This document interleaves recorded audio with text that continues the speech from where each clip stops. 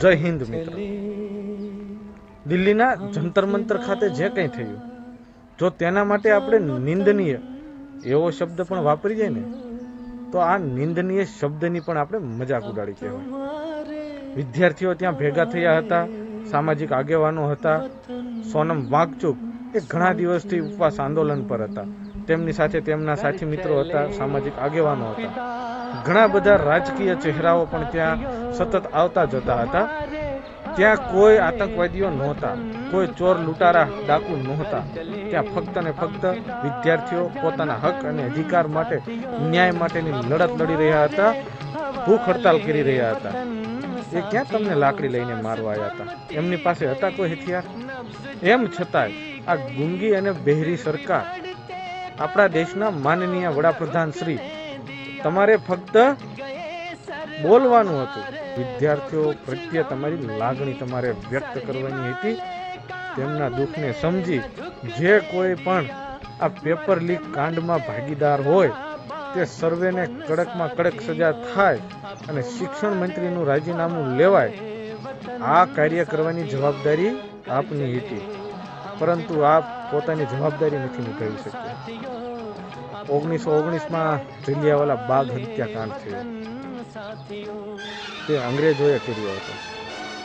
આજે પણ અંગ્રેજો છે આપણા ભારતમાં। આજે દિલ્હીમાં થયું ને જંતર મંતર ખાતે, તો તમે પણ આધુનિક ભારતના જનરલ ડાયર છો એવું કહી શકાય।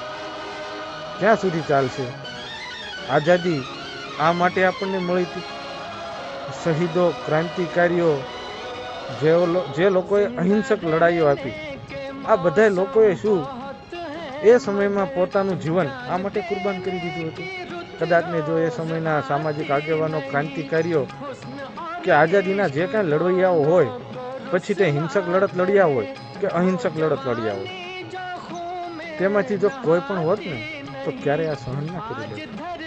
યાદ કરો, સોનમ વાંગચુકના પિતાશ્રી એ પણ એક સમયે ભૂખ હડતાલ પર બેઠા હતા, ત્યારે ઇન્દિરા ગાંધીએ પોતાની જવાબદારી સમજી અને તેમને જ્યુસ પીવડાવી અને તેમની ભૂખ હડતાલને સમેટી હતી।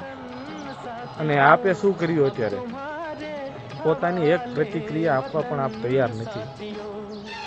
ચોખ્ખી વાત છે સાહેબ, કાં તમે શિક્ષણ મંત્રીથી ડરો છો કેમ કે તમારી આંગળી ક્યાંક નકુચામાં છે, અને કાં તમને આ લાખો યુવાનોના ભવિષ્યની પડી નથી, તો જ આવું થાય। દીપકે એક અવાજ લગાવ્યો, ચંદ્રશેખર આઝાદ આ સાંસદ, એને શું જરૂર હતી રાતે આવવાની?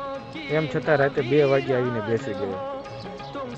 વિદ્યાર્થીઓ માથે લાઠીચાર્જ થયો, ટીયર ગેસ છોડવામાં આવ્યા, ત્યારે પણ ઘણા બધા સામાજિક આગેવાનો હોય, નેતા હોય, બધાએ પોતાનું દુઃખ, પોતાનો ગુસ્સો વ્યક્ત કર્યો કે આ કાયદાની વિરુદ્ધમાં છે, સંવિધાનની વિરુદ્ધમાં છે, દેશની સ્વતંત્રતાના જે ધારાધોરણો છે, ડેમોક્રેસી જેને કહેવાય, ડેમોક્રેસીનું ઉલ્લંઘન થઈ રહ્યું છે। ત્યારે ચંદ્રશેખર આઝાદ નામના સાંસદ, તેઓ વિદ્યાર્થીઓ સાથે આ અન્યાય થયો ને, તેના વિરોધમાં સંસદ સામે ધરણા માંડીને બેસી ગયા છે। આપજો હવે જવાબ, સિંહ બેઠો છે। જય હિન્દ, જય ભારત।